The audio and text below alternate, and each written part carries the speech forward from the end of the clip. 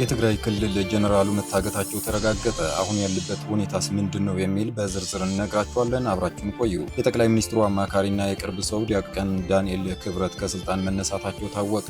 ዝርዝር አለ። የጋዜጠኛ ሶፎንያስ ዋሲሁን በሽታ ታውቋል። ከእናቱ ጋር ስለተፈጠረው ነገርም ምንድነው? ዝርዝር አለን። አንድ ዓለም በቃኝ ብለው ነፍሳቸው ለፈጣሪ የሰጡ ሊቀ ጳጳስ ከ120 ሚሊዮን ብር በላይ የተገመተ G+2 ህንፃ መኖሪያቸው መነጋገሪያ ሆነ። ክቡራትና ክቡራን የአዲስ ወዳጆች በቆይታችን እነዚህና ሌሎች ሀገር አቀፍና ቀጠናዊ የመዝናኛ መረጃዎችን በዝርዝር እናቀርባለን። ለቤቱ አዲስ የሆናችሁ ውድ ወዳጆቻችን ሰብስክራይብ በማድረግ የደወል ምልክቷን በማብራት የቤቱ አባል ትሆኑ ዘንድ በአክብሮት እንጋብዛለን። አሁን ወደ ዝርዝር ዘገባዎች እናልፋለን። አብራችሁን ቆዩ።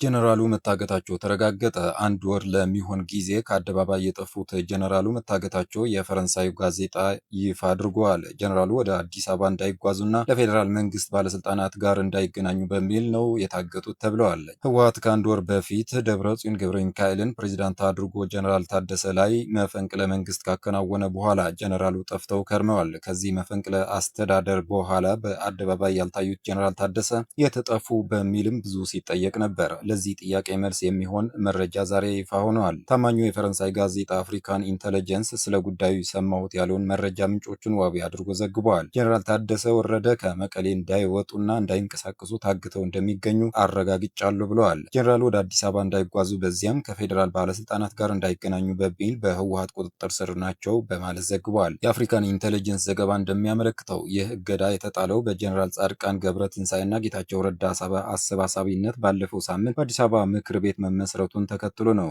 የነ ጀነራል ጻድቃን የአዲስ አበባ ምክር ቤት ህወሓትን በአጭር ጊዜ አስወግደው ክልሉን ለመቆጣጠር አቅደዋል። ህወሓት ጀነራል ታደሰ ወረደ አዲስ አበባ ኮብልለው ከአዲስ አበባው ምክር ቤት ጋር እንዳይቀላቀሉ በሚል ነው ጀነራል ታደሰን የቁም እስረኛ ያደረጋቸው ብለዋል ዘገባዋል። ጀነራሉ ብዙ ሚስጥር የሚያውቁና ህወሓት አደጋ ላይ ሊጥሉ የሚችሉ ሰው በመሆናቸው እንደሆነ ጋዜጣው አብራርተዋል። ከአፍሪካን ኢንተለጀንስ መረጃ መረዳት እንደተቻለው ህወሓት ጀነራሉን ለማገት የወሰደው በሁለት አበይት ምክንያቶች ነው። አንደኛው ጀነራሉ የነ ጻድቃን ምክር ቤት እንዳይቀላቀሉ በሚል ሲሆን፣ ሁለተኛው ደግሞ ጀነራሉ እጅ ላይ በርካታ የህወሓት ሚስጥሮች መኖራቸው ነው።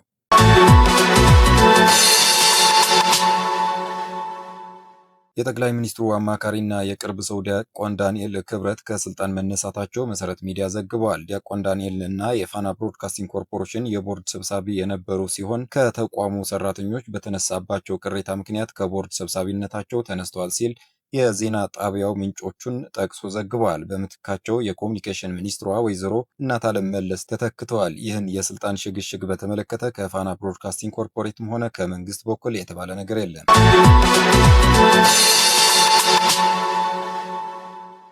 የአቡነ ፋኒኦል ከ120 ሚሊዮን ብር በላይ የተገመተ G+2 ህንፃ መኖሪያ ቤታቸውን ለመቄዶንያ በስጦታ አበርክተዋል። ብፁዕ አቡነ ፋኒኦል የሰሜን አሜሪካ የዋሽንግተን ዲሲ እና አካባቢው ሀገረ ስብከት ሊቀ ጳጳስ ከ120 ሚሊዮን ብር በላይ የተገመተ G+2 ህንፃ መኖሪያ ቤት ለመቄዶንያ በስጦታ ማበርከታቸው ተመልክተዋል። ብፁዕነታቸው መቄዶንያ ባዘጋጀው የቀጥታ ስርጭት ገቢ ማሰባሰቢያ መርሃ ግብር ላይ ተገኝተው ነበር። ብፁዕነታቸው ቤቱ ከ23 ዓመታት በፊት ለገዳማትና ለወላጆቻቸው በተለያዩ ምክንያቶች ለአጡ ወገኖች እርዳታ እንዲሆን በማቀድ የተሰራ መሆኑ ገልጸዋል። ከነዳያን ተቀምጦ ቅንጡ የሆነ የግል ቤት መሰራቱ ቀጥለዋል። ብዙዎች ኦርቶዶክሳውያን 120 ሚሊዮን ብር የሚያወጣ ቤት አንድ ዓለምን የናቀ ጳጳስ ከየት አመጣው እያሉ እየጠየቁ ይገኛሉ። በነገራችን ላይ ቅዱስ ቶማስ ህንድ ላይ ቤተክርስቲያን የሰራበት የንጉሱ የቤተ መንግስት መገንቢያ ገንዘብ ለነዳያን መጽውተው ነበር። ዓለም በቃኝ ያሉ ቆሞስና ጳጳሳት በወር ከደሞዝ ብቻ ከ100 ሺህ እስከ 200 ሺህ ብር ቤተክርስቲያን መክፈሏ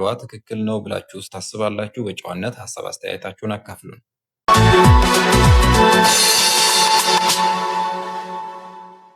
የጋዜጠኛ ሶፎንያስ ዋሲሁን እናት የኢትዮጵያ ሕዝብ ልጇን ከዚህ የከፋ ህመም እንዲታደግላት በእንባ ተማጽናለች። ጋዜጠኛ ሶፎንያስ ዋሲሁን በተመለከተ በማህበራዊ ሚዲያ በተለይም በፌስቡክ ገጹ እናቴ ሰላሜ ጠፋችብኝ፣ ሞተችብኝ በሚል ያሰራጨውን መረጃ ተከትሎ እውነታውን ለማስረዳት እናቱ እትየው ሰላማዊት ጥሩ እና ታላቅ እህቱ ፍቅርተ ዋሲሁን በሸገር ኢንፎ ስቱዲዮ ተገኝተዋል። እናቱ በህይወት መኖራቸውንና ጋዜጠኛ ሶፎንያስ በአሁኑ ሰዓት ያለበትን እጅግ አሳሳቢ የጤና ሁኔታ አስመልክቶ አስመልክቶ የሰጡት ማብራሪያ ሶፎንያስ እናቴ ጠፋችብኝ ቢልም እናቱ ግን ከልጃቸው የአእምሮ መታወክና ሊሰነዘርባቸው ከነበረው ጥቃት ራሳቸውን ለማዳን ሲሉ ከቤት ሸሽተው መውጣታቸውን በቪዲዮ ያረጋግጠዋል። ከዚህ ቀደም የነበረበት የአእምሮ ህመም አገርሽቶበት ከሕክምና ተቋም ካመለጠ በኋላ በገዳም ቆይታው መድኃኒት በማቋረጡ ምክንያት ሁኔታውን ይበልጥ ውስብስብና ከአቅም በላይ ሊሆን ችሏል። ከቀናት በፊት በቤቱ ውስጥ በሩን ቆልፎ ንብረት ያወደመ ሲሆን የቤት አስቤዛዎቹን በመድፋትና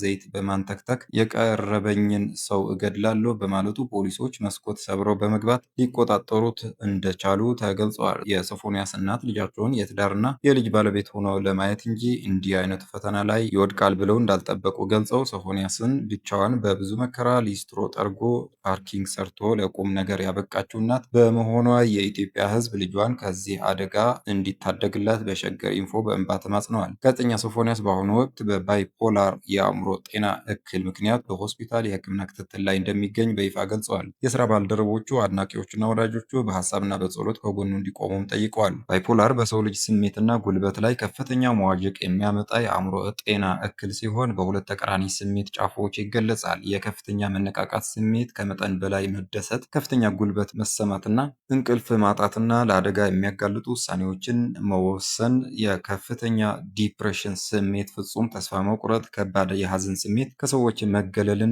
የጉልበት ማጣት በህመም ማጣት ናቸው። ህመሙ በሕክምናና በባለሙያ ምክር በአግባቡ ሊቆጣጠሩት የሚችል ቢሆንም በህብረተሰቡ ውስጥ ባለው የተሳሳተ ግንዛቤ ምክንያት ብዙዎች ህመማቸውን ደብቀው ይኖራሉ።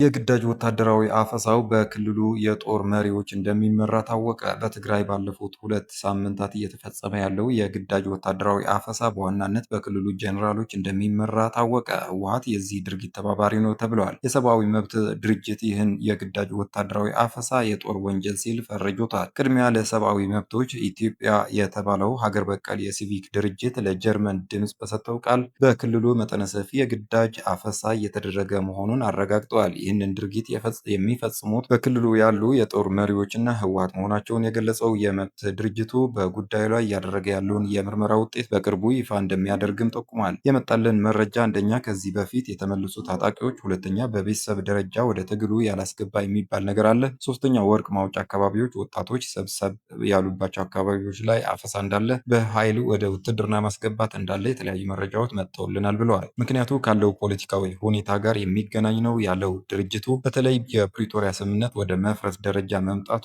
አንዱ ምክንያት መሆኑንም ገልጿል። ሰውን አስገድዶ ወደ ውትድርና ማስገባትና ህይወትን ማስከፈል በጣም ከፍተኛ የሆነ ዓለም አቀፍ የጦር ወንጀል ነው ሲሉም የድርጊቱ የጥፋት ደረጃ ጠቅሰዋል። ይህንን እያደረገ ያለውም የትግራይ ክልል ውስጥ ያለ ወታደራዊ ኃይል እንደሆነና ህወሓት ደግሞ የሚተባበር ነው ብለዋል።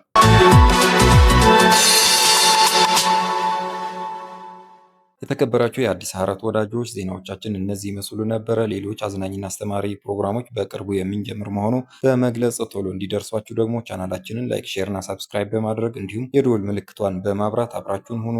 መልካም ጊዜ